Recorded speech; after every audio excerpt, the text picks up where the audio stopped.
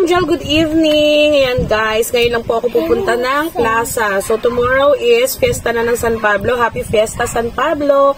Ayan guys, wala akong chance or time na makapunta ng plaza para manood ng mga palabas guys. So ngayon lang ako makakapunta, kaya i-enjoy ko na yung aking first and last na pag-visit sa plaza while merong mga palabas. So see you there. Nalala ko nung mga kabataan ko pa, Diyos ko, halos araw-araw kami dito sa Fiestang Bayan dahil nga nanonood kami ng mga artista, mga kung anong ganap, ganun. Tapos syempre pag tumatanda ka talaga nag-iiba na, diba? Kasi nga naiisip mo yung sikip, sobrang traffic, sobrang punong-puno talaga dito sa plaza. As in, kakaiba talaga ang fiesta ng San Pablo. Imagine nyo guys, ang daming ganap dito sa kalsada at ayan, nakapag-park na nga kami ng mabilisan, naglalakad na kami at dito pa kami dumaan sa ewan ko kung saan kami dumaan para makaluwag-luwag kami dahil sobrang sikip. As in, kahit lahat ng mga booth, occupied na talaga lahat. Dahil nga naka-duty ng ilang araw si Chano sa Spark, hindi po kami nakakalabas. Kaya ngayon lang linggong to, hiningi ko nga kanyang araw dahil gusto ko magkakasama kami dito. Magkakasama na kami ni Rega, ni Mami Lynn, ni Tatay Kaloy at ni Inay Cleo. So kami pala ngayon na magkakasama habang si Angel at si Ivan ay nawawala nga. Diyos ko, sobrang sikip. Hindi namin alam po saan kami po pwesto dito guys. I-forward na lang natin mga guys. Ayan nga, namumulutan na agad ako, o diba? Siyempre, na-miss kong kumain ng inihaw na pusit at ito lang talaga yung habol ko dito guys. At may hawak pa akong sandwich na akala mo naman nagiinom. Ayan guys, siyempre props lang yan. Para kunwari nagiinom ako. Para hindi naman nila sabihin na tambay lang ako sa table nila. Woo! While waiting nga kami sa aming isang friend na darating ngayon, nag-shot-shot muna sila. Yan si Inay kunwari. Mga props lang namin talaga yung mga beer niyan dahil hindi talaga namin iniinom at yung mga lalaki pa rin ang uubos niyan. Kasama nga namin si Lian. Habang hinihintay namin si Menard at ng kanyang jowa, yan nga si Papa, nag-shot-shot na nga siya. Pero pulang-pula na nga siya or talagang nasunog nga lang siya dahil nga nung parada ng Mardi Gras, as in talaga nabilad sila sa araw. So congratulations po Team Spark.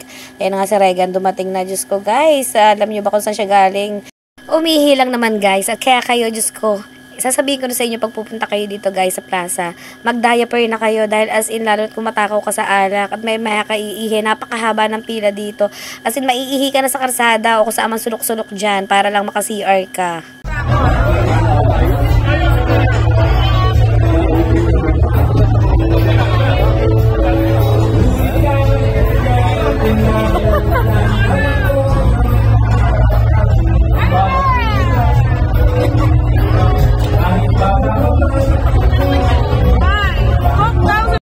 Ayan, nalungkot na ng lola nyo kasi umuwi na nga sa Ate Angel at hindi na nakaya ang mga tao dito sa plaza dahil sobrang dami. So, ayan na nga, nagiinom pa sila habang naghihintay talaga kami.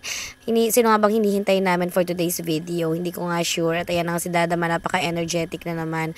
At si Tatay Kaloy, ayan, kami-kami lang po yung magkakadate. O, diba guys? Diyos ko, sino tong batang ito? Gano'n kadami yung kinain mo? Hoy! Ikaw na lahat ang umubos ng pulutan. Diyos ko po, nakatatlong soft drinks ka pa, Lian. Hay, dako, tinatanggi mo pa. Mag-hi, hello muna kami mag-asawa sa camera habang asawa ko'y pulang-pula na sakay. Inamatayan na si Menard, dumating na pati ang kanyang jowa, si Diane, hello. At syempre may dumating din dito na hindi inaakala, si Kim Andre at saka si Abigail. Ayan, dahil nanood din sila. Alam nyo ba ang purpose ng stick na to? Ayan guys, syempre pantinga na rin yan.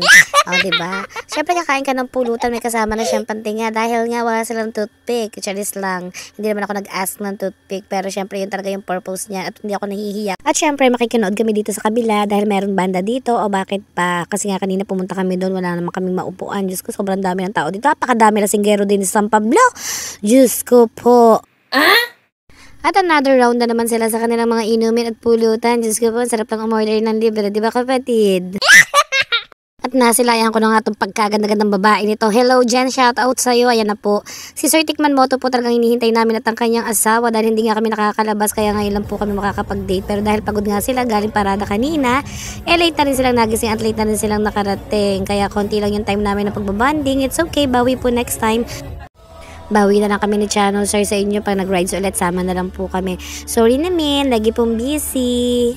At madami na nga kami, dumating na rin si Charisha na lang talaga hinihintay namin dahil nga po uuwi na kami kasi baka nga hindi ako makapagsidera. Sidera ba yun? Isidera o kung ano man ang tawag doon? Siyempre bukod sa gala, ito talaga yung habol na habol ko dahil nga gusto kong bumili ng mga bedsheet, gusto kong bumili ng mga kortina. Bumili pa nga si Chano ng sariling unan. Sabi ko nga sa kanya wag nang bumili kasi baka hindi na nga niya ako yapusin dahil nga meron na siyang sariling unan. So yun lang muna for today's video. Gusto ko lang i-share sa inyo ng mabilisan. Don't forget to follow my page. Thank you mga kasamgel!